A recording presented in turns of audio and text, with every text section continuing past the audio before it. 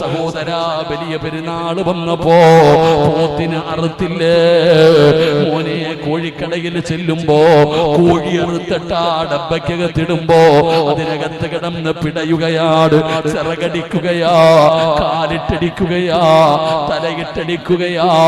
ഉദ്ഹിയ മൃഗം ഇങ്ങനെ കാലും കയ്യും ഇട്ടടിച്ചടിച്ചടിച്ചടിച്ച് അതിന്റെ തല ഇങ്ങനെ അടിച്ച് അവസാനം അതിന്റെ റൂഹ് പോകുമ്പോ നമ്മളൊക്കെ നിന്ന് കാണുന്നവരാ, നമ്മളൊക്കെ ആ കാഴ്ച കണ്ട് രസിക്കുന്നവരാ എന്നാ ചിന്തിച്ചിട്ടുണ്ടോ?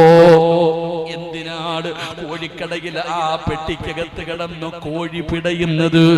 ഈ പോത്ത് കിടന്ന് പിടയുന്നത് മരണത്തിന്റെ വേദന താങ്ങാൻ പറ്റാതെയല്ലേ ഉപ്പാ? ഇതുപോലെ ഒരു മരണം നിനക്കുമുണ്ടല്ലോ. ആ കോഴിക്ക് കിട്ടിയ ഭാഗ്യം പോലും അല്ലാഹു നിനോട് കാണിക്കില്ല. കാരണം കോഴിക്ക് ചിറകടിക്കാ, കാലും കയ്യും അടിക്കാ, തുള്ളിച്ചാടാ, പടച്ചവനെ തലയിട്ടടിക്കാ, ഒന്ന് പിടയാരെങ്കിലും ഭാഗ്യമുണ്ട്. പക്ഷേ